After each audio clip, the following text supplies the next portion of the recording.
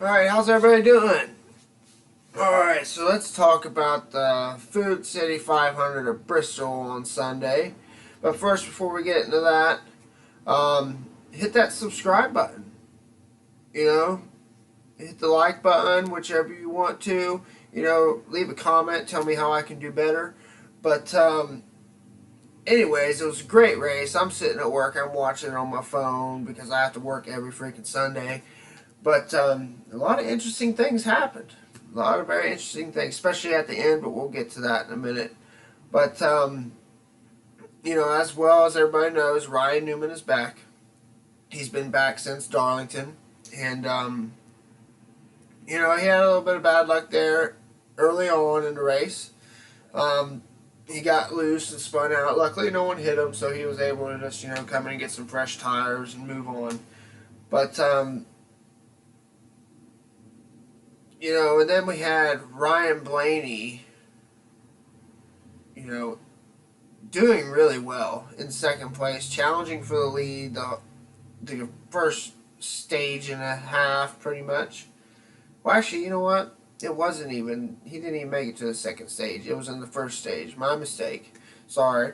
But, yeah, he just got loose coming off of two, and he spun out, and instead of coming back down the track, Ty Dillon, you know, tried to swerve to miss him and took off his front bumper. So that went his day, and same as Ty Dillon. But, you know, then, you know, we had Chase Elliott win stage one. And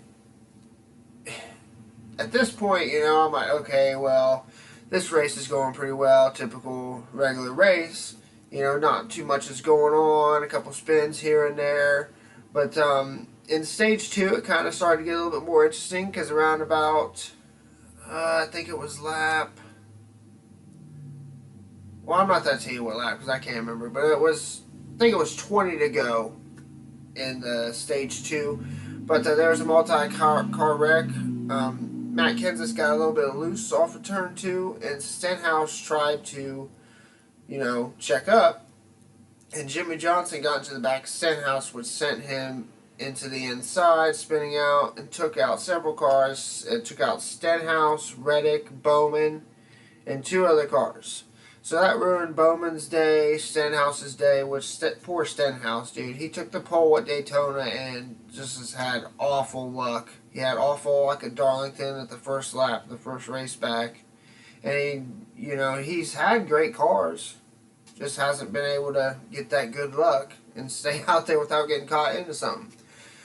But then there was 36 laps to go in the race, and Martin Truex Jr. got loose, which Eric Almirola got into the back of him and, you know, took him out. Took out Truex, Almirola, Michael McDowell, and, you know, so things are starting to get a little spicy now, you know, because the race is almost over. We had Hamlin leading with Chase and Logano all right there. Brad Keselowski was in it as well, but he was hanging back some. Actually kind of paid off. But Denny Hamlin, with 11 laps to go, I thought he was going to win. You know, he won last year. He was doing great there towards the end of the stage three. And he just comes loose with 11 to go. And so what happens is, it's in turn three. Hamlin comes in, he's coming down the backstretch. He gets a little loose going into turn three. So he checks up. Logano comes to the inside with Chase Elliott right behind him. Logano drove in there so hard that he got loose himself. And Chase went around. Now, if you look at the camera angle, you will clearly see that Chase Elliott did not take out Joey Logano with 11 laps to go. But during those caution laps, Joey Logano was bumping Chase Elliott's bumper. As if, you know, well, why did you hit me? And I'm sorry to say, but he didn't hit you, dude. You just dove in there and you got loose and you backed into the wall. And you just kept going forward. But with 5 laps to go, we had a great battle between Joey Logano and Chase Elliott, and Chase Elliott was fighting for it. Like, he really was. He did. I don't think he had the shot. I mean, he had the car, but he was starting to get loose because he didn't pit. He stayed out, so he had older tires. Same with Logano. So they're both running older tires, and you know, it was interesting because at 2 laps to go, they entered turn 3, and Chase Elliott just dive bombs it in there trying to catch the lead back.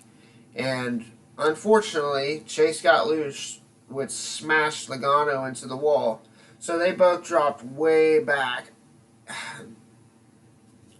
I think past 20th position. I'm quite honest, to be quite honest, because I didn't see them on the, because they do 1 through 10 and then 11 through 20. They weren't on that list with 2 to go. But it was just so interesting because, Brad Keselowski took the lead immediately. And Kyle Busch went high to avoid that. And that allowed Clint Boyer to come in and take the second spot, which was very, very interesting and very surprising. I was like, where the heck did he come from?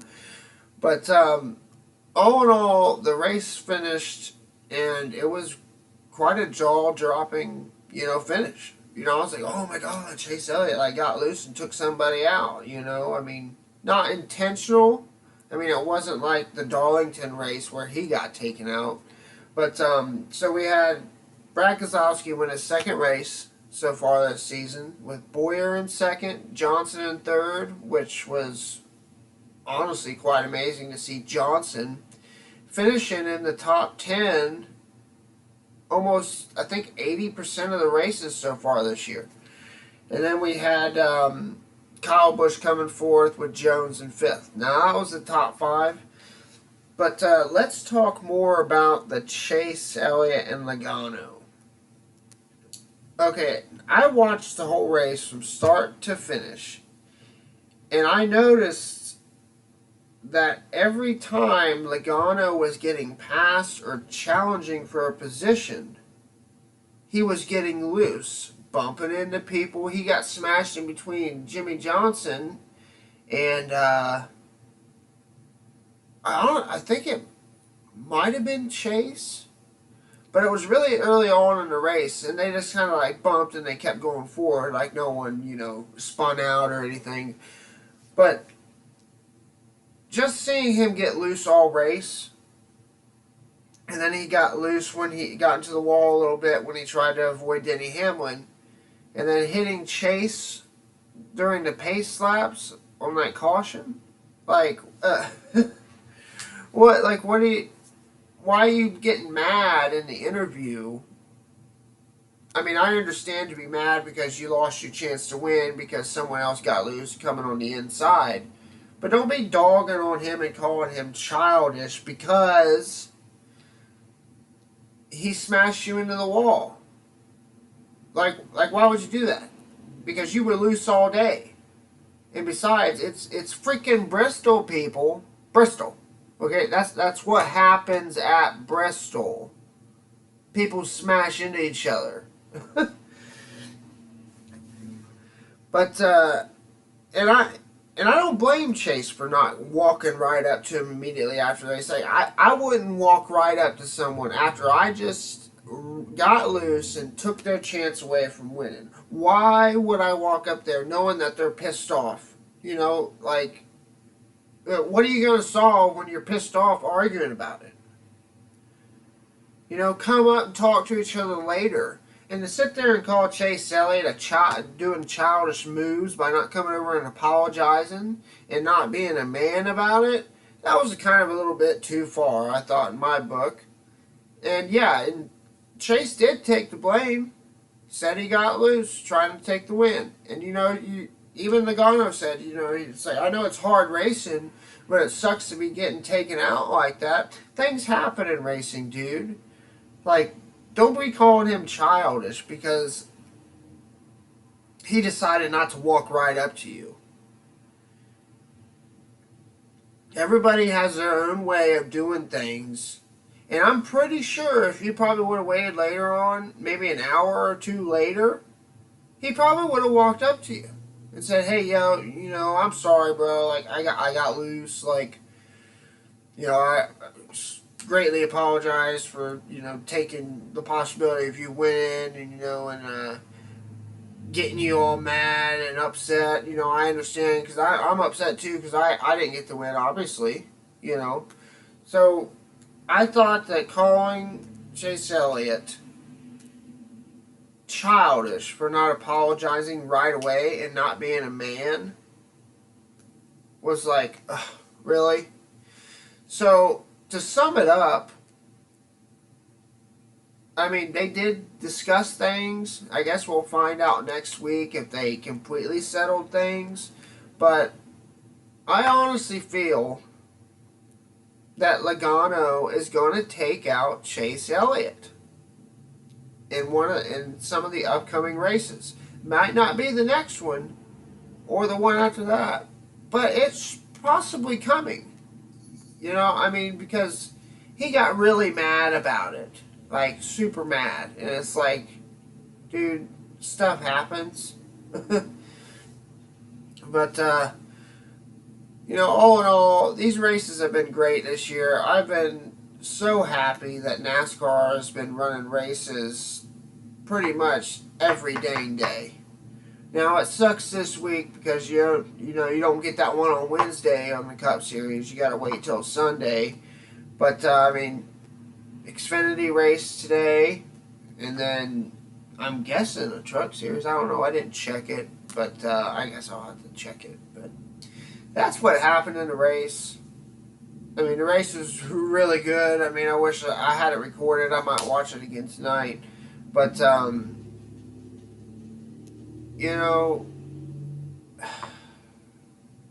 I kind of feel bad for, Logano in a sense, just because he was driving good all day. He was up front, but so was Chase Elliott. And, back in the old days, like 10, 15 years ago, like that happened on a week-to-week basis. That's what kept the sport, fun. But I mean, it is interesting to watch these rivalries take place, and Logano. I mean, I don't know why he was so uptight on being, mad, because he's already got 2 wins this year. I mean, like, yeah, a third one would be nice, but why are you worried? It's not like you're gonna drop all the way to the bottom on the points, bro. Like, you're not. You're still in freaking first on the playoff board.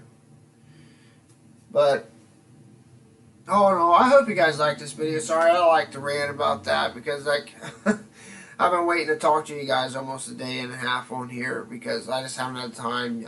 Today is my son's birthday, so I kind of snuck in this little video real quick. But again, hit that subscribe button if you really like this discussion, and give me a like. Tell me what I can talk about, more, what you'd like to know more of, and I can make that happen for you. But see you next time, and have a good one.